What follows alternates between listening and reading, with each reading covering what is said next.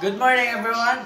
Welcome to my vlog. I am Sian Denville Esrastia and I will talk about earthquake calamity preparedness. Today I will discuss about the before, during, and after the earthquake calamities. For the before, we need to prepare the flashlight, medicine, food, and water. During an earthquake... Tago, drop! Apel pa si Molly.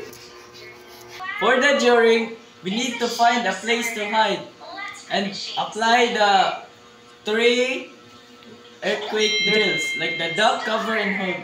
Okay. For example, like this. Cover, And we need to hold the cover. table and we cover our head. And this table will cover our head. After an earthquake, stay calm and prioritize safety. Check for injuries, watch for aftershocks, and inspect your home for damage like gas and electricity. Thanks for watching. This is the end.